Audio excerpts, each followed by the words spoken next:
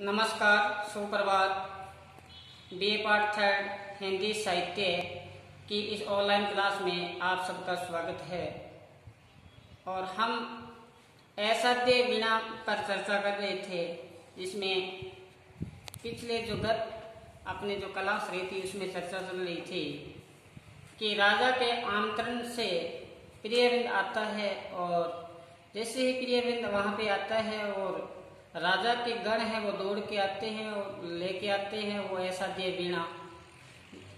जैसे ही वो वीणा प्रियवृंद अपने साथ में पास में रखते हैं तो वो कहते हैं कि मैं तो एक साधारण बालक हूँ, कोई कलावंत नहीं हूँ। और अपने आप को प्रियवृंद ने क्या माना कि मैं कोई अहंकार, मेरे अंदर अहंकार नहीं है, मैं छोटा हूँ, एक बालक की भांति हूँ, बालक में किसी प्रकार के अवगुण नहीं होते, इसी प्रकार मैं वो हूँ। तो राजा ने कहा कि हार गए मेरे सारे कलावंत, जो भी यहाँ पे आए हैं वो कलावंत संगीतकार आए हैं, वो दम के साथ आए थे, अहंकार के साथ आए थे और असाध्य वीणा साधने में असमर्थ रहे थे। तो हार गए मेरे सारे कलावंत, आगे प्रियवृंद, अब आप आए हो, मेरी आशा है। रानी भी वहाँ पे विराजमान है, सब अभी वहाँ पे विराजमान है, सारी ये कह रहे हैं कि आज हमारी आशा बनी है कि प्रियवृंद आया है। कहाँ से आया है कि केस कंबले ये है गुफा, और केस जैसे कंबल वाला, और गुफा से वहां से आया है, राजा के दरबार में आमंत्रित किए गए हैं। सब सारी वहां पे बैठी हुई बड़ी उत्सुकता के साथ किसको देख रही है, प्रियवृंद को देख रही है।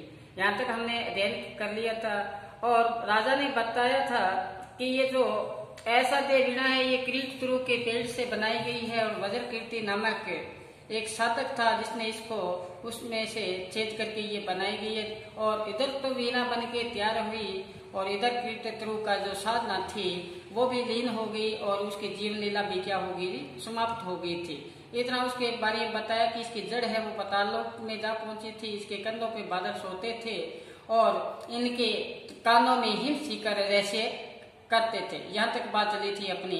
अब हम आगे चल रहे हैं, साथ साथ में मैं बोर्ड पे लिख रहा हूँ और आप भी साथ साथ में इसको उतारते जाना, और जिससे आपका काम भी हल्का हो जाएगा और साथ साथ में अपनी याद भी हो जाएगी। जहाँ मुख्य बात आएगी, सुनो, जहाँ मुख्य बात आएगी, मुख्य बात का मतलब मेरे ये संकेत है कि जहाँ जो सहप्रसंग व्याख्या पूछी जाती है वहाँ पे आपको मैं बार बार उस बात पर बल देता हूँ, और जैसे क्लास शुरू होती है जो मौखिक बात बताई जाती है उस पर आप थोड़ा ध्यान रखना कि हार गए मेरे सारे कलावंत। ये बात मैं 2-3 बार दोहरा चुका हूँ यहाँ पे। तो ये बात एग्जाम में 2 अंक का जो आपका प्रश्न आता है उसमें ये पूछी जाती है कि ये बात किसने कही थी, हार गए मेरे सारे कलावंत। तो ये छोटी छोटी बातों पे आप ध्यान रखोगे तो आपका जो काम है वो भी आसान हो जाएगा और एग्जाम में हमें किसी प्रकार की कठिनाई नहीं होगी। देखो कि जैसे आपने इतनी क्लासें अटेंड कर लोगे आप, और साथ साथ में आप थोड़ा सा अध्ययन करोगे तो किसी प्रकार की आपको न तो कोई पासबुक पढ़ने की आवश्यकता रहेगी न कुछ और, सिर्फ आप इतना ही पढ़ लो और इसमें मैं ये समझूंगा कि आप पूर्ण बन जाओगे। तो चले हम आगे बोर्ड पे लिखते हैं असाध्य वीणा, जो सच्चिदानंद हीरानंद नगेन की लिखी हुई है। आगे चले हम कि उधर तो वीणा पूर्ण हुई है और उधर क्या हुआ है, साधक की जीवन लीला समाप्त हो चुकी है।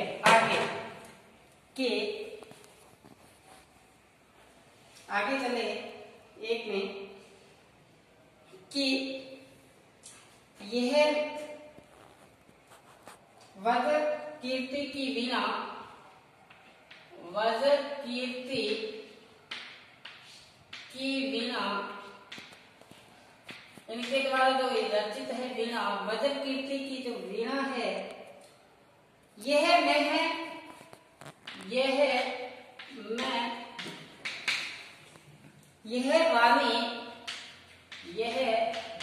रानी सबा, ये बात चल रही है, देखना सब यहाँ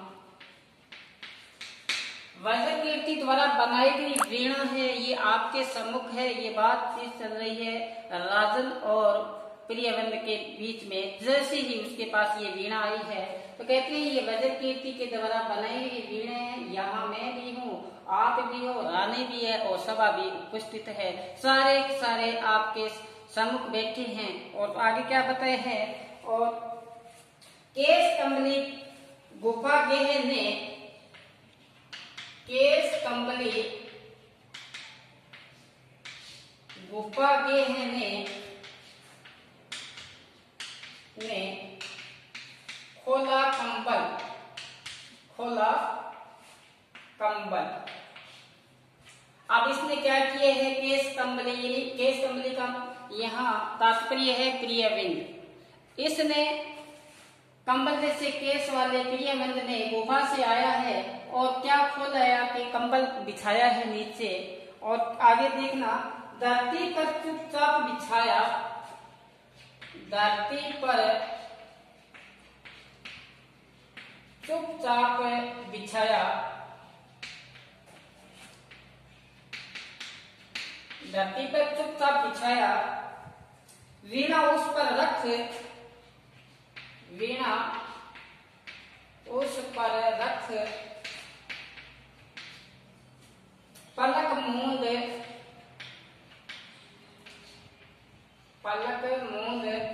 प्राण खींच,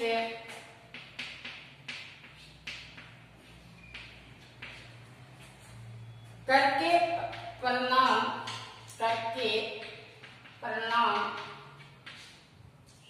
अस्पर्श छुअन से छुए तार, अस्पर्श छुअन से छुए तार। यहाँ तक देखो एक बार क्या बताया है कि मर्जर कीर्ति की ये जो वीणा है, वहां पे राजा भी विराजमान है, रानी भी विराजमान है, सभा पूरी की पूरी वहां पे विराजमान है। क्योंकि राज्य के राजा का वहां पे क्या था, राज्य था, सारे के सारे राज दरबार में उपस्थित थे ये लोग। तो वहां पे ये केस कंबली आए, प्रियविंद आए गुफा से, वहां से, और आते ही क्या खोला है, कंबल खोला है। कहाँ पे बिछाया है, धरती पर बिछाया है, चुपचाप बिछाया है, किसी प्रकार की हलचल नहीं है। क्योंकि ये क्या है, साधक है, इसका जो हृदय है बड़ा ही क्या है, पवित्र है, उज्जवल है, पाक है, अंतःकरण बिल्कुल इनका साफ है। तो क्या कहते हैं, वीणा उस पर रख कर, पलक मूंद कर, वीणा उस पे काम पे रखी है, पहले इसने इस कंबल पे रखी है, और चुपचाप क्या कर लिया, आंखें बंद कर लिया, आंखों की पलकें बंद करके और प्राण खींच लिए हैं। प्राण खींचने का मतलब ये होगा कि इसने पूरा जो ध्यान है वो हटा लिया है, अपने इंद्रियों को काबू में कर लिया है। ये इंद्रियां जो आंख, नाक, कान, ये सब इंद्रियां हैं, ये बाहुमुखी है, इसको अंदर की ओर खींच लो। वो कबीर ने कहा था ना कि आंख नाक मुख बंद कराओ, अनहन जी का शब्द सुनाओ, दोनों ताल के ताल मिलाओ, फिर देखे गुलजारा हो। कभी आंख बंद कर ले, नाक बंद कर ले, मुंह बंद कर ले, अगर ईश्वर का राज नहीं खुले तो मेरे को आप पकड़। देखो कितनी बड़ी बात कही है। इसी प्रकार इसमें क्या बताया, इसने क्या किए, पहले आंखें बंद की है और क्या खींची है, प्राण खींची है। प्राण खींचने का तात्पर्य यहाँ पे इंद्रियों को संयम करना है, इंद्रियों को काबू करना है, अपने आप को। जब इंद्रिया काबू हो जाएगी, सारा ख्याल निकल जाएगा, सब अंदर सारा ख्याल निकल जाएगा, तो कौन आ जाएगा, निर्बल हो जाएगा अंदर से, सब अंतःकरण साफ हो जाएगा। तो उसने ऐसा ही किया, वीणा उस पर रखा है। अब सबसे क्या किए है, प्रणाम किए, नमस्ते किए, सबको इसने मान सम्मान के साथ प्रणाम किए है। और ऐसा छुअन से छुए तार, देखो एक एक पंक्ति करोड़ रुपए दिए, ऐसा छुअन से छुए तार, उसने हाथ नहीं लगाए पहले, ऐसा नहीं है ऐसा दे वीणा, ऐसे साधारण वीणा नहीं है, उसको हाथ नहीं लगाए, ऐसा दूर से ही उसने ऐसा महसूस किया कि मैं इसको हाथ लगाने के काबिल हूँ या नहीं हूँ। मैंने पहले भी बताया था, हमें किसी चीज का रूप बनने के लिए पहले हमारे अंदर वो गुण होने चाहिए जो उस चीज में हो। हमें कोई उच्च कोटि की अपने किसी के अनुसरण करते हैं, उच्च कोटि का कोई व्यक्तित्व का अनुसरण करते हैं, तो हमारे अंदर पहले वैसे गुण होने चाहिए, फिर तो हम अनुसरण कर सकते हैं, अन्यथा नहीं कर सकते। वही बात यहाँ पे आए, उसने अस्पर्श छुअन से छुए तार, छुआ नहीं है, अस्पर्श ऐसा ही ऐसा मन में सोचा है कि मैं इसको छूने के काबिल हूँ या नहीं हूँ। तो इतना समझ में आया। हम आगे चलते हैं, देखो आगे क्या बताया है,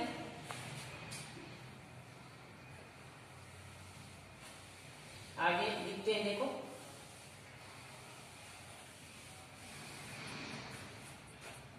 आगे बताया है कि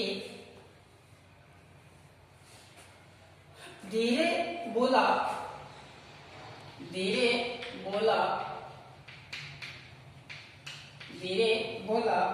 राजन, पर मैं तो, धीरे बोला राजन मैं तो कलावंत हूं नहीं,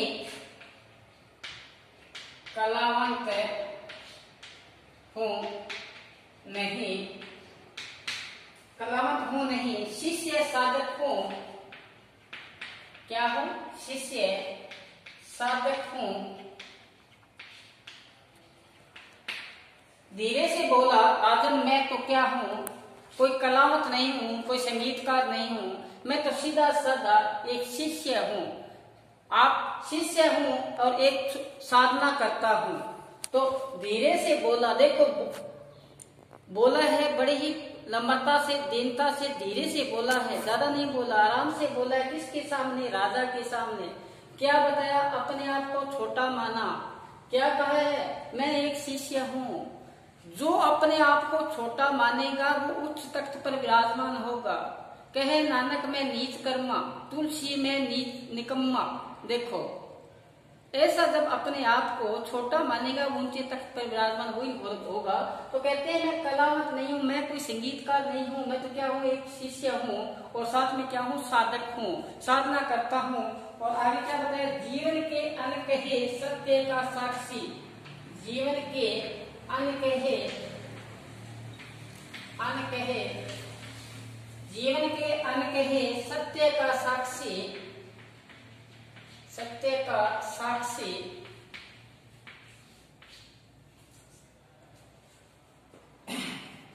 अभिमंत्रित वीणा, अभिमंत्रित वीणा,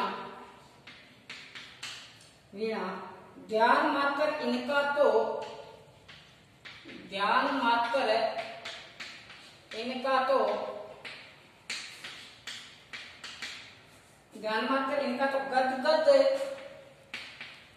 गद गद विहल, विहल कर देने वाला, कर देने वाला,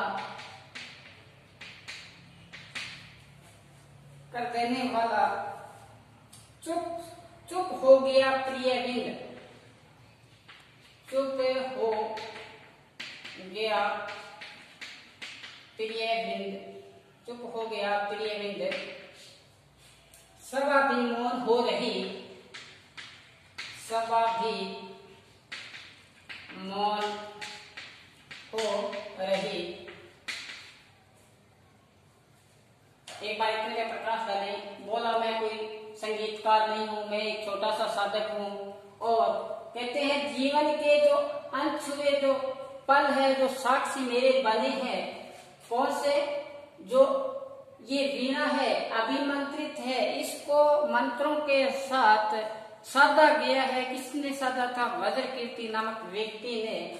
मैं इसका तो ध्यान जब करता हूँ, इसके बारे में जब जैसे ही मैं थोड़ा सा ध्यान देता हूँ, किसके बारे में? असाध्य वीणा के बारे में थोड़ा सा ही मैं ध्यान देता हूँ, तो मेरा हृदय है वो क्या होता है? आनंदित हो जाता है, प्रेम से लबालब भर जाता है। देखो, ऐसा जब नाम मात्र से ही इनका ध्यान देने से ऐसी परम शांति जब हमें प्राप्त होगी, तो देखो कि उसने तो उस वीणा को कहाँ पे ले रखा है? गोद में ले रखा है। तो उसको कितनी अनुभूति हुई होगी, क्योंकि जो वीणा है वो साधारण वीणा नहीं है, पहले बताया था। वो वज्र कीर्ति के द्वारा मंत्रों से उच्चारित की गई ऐसी सिद्धि है वो। तो ये कवि कहता है कि उसका मैं अगर थोड़ा सा ध्यान रखता हूँ, करता हूँ इसका, तो मेरा गद गद विहेल कर देने वाला है। मेरे अंदर ऐसा अलौकिक आनंद की क्या होती है? प्राप्ति होती है, जिसके बारे में हम बयान ही नहीं कर सकते। अब ऐसा कह के ये प्रियबिंद, ऐसा कह के क्या हो गया? चुप हो गया है प्रियबिंद, और कुछ नहीं बोला। और सभा थी वहां पे, वो भी क्या हो रही है? मौन हो रही है। उनमें भी ऐसी रस की प्राप्ति हो रही है, एक नए आनंद की प्राप्ति हो रही है। सारी के सारी सभा बड़ी उत्सुकता के साथ किसकी ओर देख रही है? प्रियबिंद की ओर देख रही है। और सब सारी सभा मौन हो चुकी है, और साथ में क्या हो चुका है? चुप हो गया प्रियबिंद। इतनी बात कही है राजा को कि मैं इसका थोड़ा सा ध्यान करता हूँ, तो मैं अंदर से प्रेम से मेरे अंदर इतना स्नेह उमड़ता है, इसके प्रति गदगद हो उठता हूँ। और ये जो ध्यान है ये मेरे को अंदर बेचैन कर देता है कि मैं इसके अंदर ही रम जाऊं। क्या मैं इसके अंदर ही रम जाऊं? सदैव इसका ही मैं ध्यान दूं। ये बात इसमें बताई है। अब चलते हैं आगे, देखते हैं। देखो कि सभा भी मौन हो प्रिय बिंद भी चुप हो चुका है। तो आगे क्या बताया है कि वाद्य उठा, वाद्य उठा, वाद्य उठा, साधक ने गोद रख लिया, साधक ने गोद रख लिया, रख लिया। आगे धीरे धीरे झुक उस पर, धीरे धीरे झुक उस पर, उस पर तारों पर मस्तक टेक दिया, तारों पर मस्तक टेक दिया।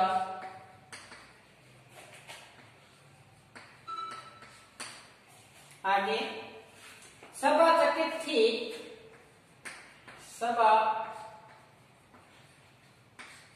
चकित थी, अरे प्रिय बिंद,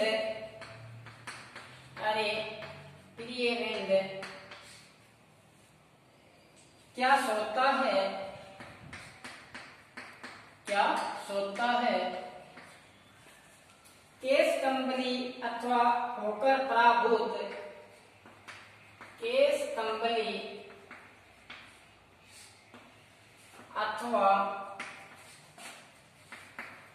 होकर पराभूत, उस झुक गया वाद्य पर, झुक गया वाद्य पर। वीणा सचमुच क्या असत्य, वीणा सचमुच क्या असत्य।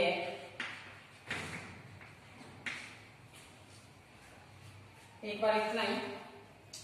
अब जो वाद्य को उठाया है, उस वाद्य यंत्र को उठाया है, यानी उस वीणा को उठाया है। पहले वो जो कंबल पे थी, अब उसने उठा के गोद में रख लिया है, अपने सीने से उसको चिपका लिया है और धीरे गोद में रख लिया और धीरे धीरे झुककर उस पर क्या, तारों पर क्या टेक दिया, मस्तक टेक दिया, अपने आप को समर्पित कर दिया। किसको? उस वीणा को, वीणा को समर्पित कर दिया। तो ऐसा जब हो रहा था तो सभा थी वो सारी अचंभित हो चुकी थी, चकित हो चुकी थी। वो सोच रही थी कि प्रिय बिंद क्या नींद थोड़ी ले रहा है, क्या नींद ले रहा है, सो रहा है क्या ऐसा। प्रिय बिंद ऐसा उसने सोचा। तो कहते हैं केस कंबली अथवा होकर पराभूत, केस कंबली प्रिय बिंद अपने आप को पराभूत हो गया, पराजित हो गया। देखो अपने आप को मिटा दिया। कबीर ने कहा था ना, कबीर हम घर जारा आपना लिया मुराड़ा हाथ, अब घर जारो तासु का दे चले हमारे साथ। कहते मैंने अपने घर को आग लगा दी। क्या लगा दी? मैंने अपने घर को आग लगा दी। अगर चलना है मेरे साथ तो अपने घर को आग लगाओ। आग लगाने का तात्पर्य ये नहीं है कि माचिस की तिलिया ली और घर को आग लगा दी। यहाँ आग लगाने का ये मतलब है कि अपने अंतःकरण को साफ किया है मैंने, शरीर का अंतःकरण साफ करके मैं उस मंजिल तक पहुंचा हूँ। तो केस कंबली ने वही बात कही है यहाँ पर कि केस कंबली अथवा होकर पराभूत, किस पर पराजित हो चुका है? ये उस वीणा पर पराजित हो चुका है, अंतःकरण इनका साफ हो चुका है। आगे देखो, झुक गया उस वाद्य पर, अपने आप को समर्पित कर दिया। किस पर? उस वाद्य वीणा पर अपने आप को समर्पित कर दिया। हम डॉक्टर के पास जाते हैं, हम अपने आप को किसको सौंप देते हैं? डॉक्टर को सौंप देते हैं।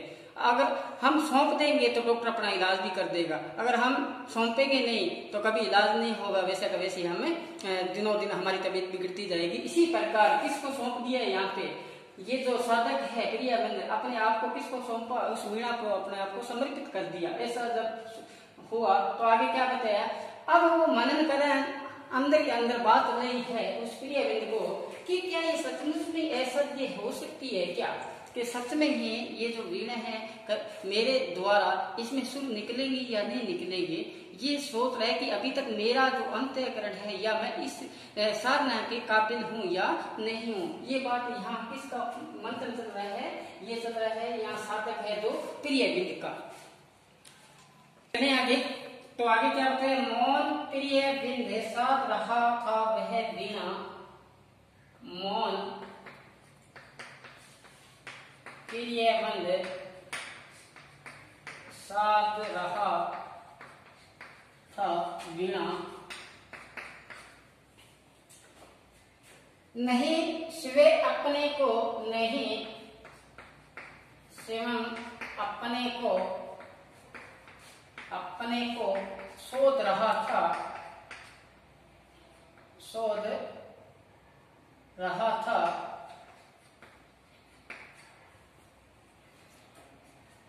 सौंप रहा था उस पीठ तरु को, सौंप रहा था अपने को उस किरीट तरु को।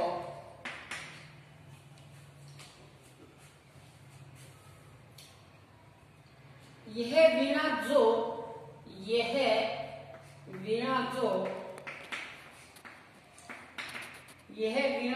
स्वयं एक जीवन भर की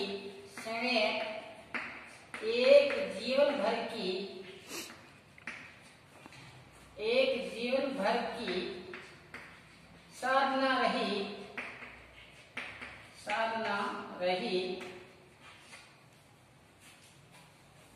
भूल गया था केस कंबली राजसभा को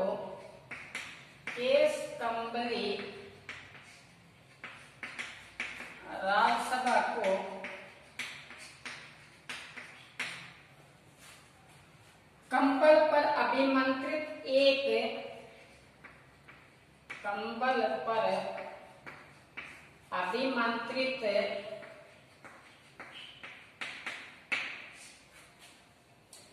एक अकेलेपन में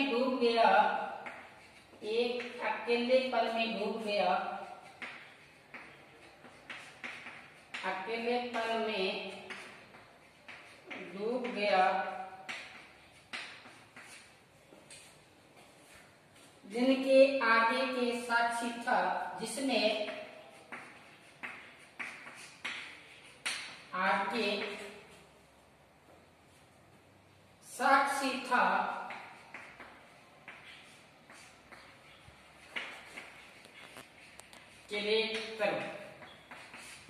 यहाँ तक अध्ययन के प्रकाश करते हैं।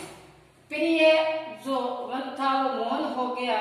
मैंने पहले ही बताया था कि चुप हो गया प्रिय बिन, अपने आप मौन हो गया और मौन होकर साध रहा था उस वीणा को, सारा का सारा ध्यान उस पर ही लगा लिया। आगे नहीं स्वयं अपने को शोध रहा था, अपने आप को वो उसमें खोजबीन कर रहा था, सौंप रहा था उस पीठ तरु को। और यह जो वीणा थी ये जीवन भर की क्या रही थी, उसकी साधना रही थी। अब वो अपने आप को भूल गए हैं और राजसभा को भी भूल चुका है। कंबल पर अभिमंत्रित उस जो मंत्रों से ये वीणा जो बनाई गई थी, कंबल पर बिछा के अकेलेपन में वो क्या हो गया था, डूब गया था, जिसके आगे सिर्फ एक ही दिखाई दे रहा था, किरीट तरु का पेड़।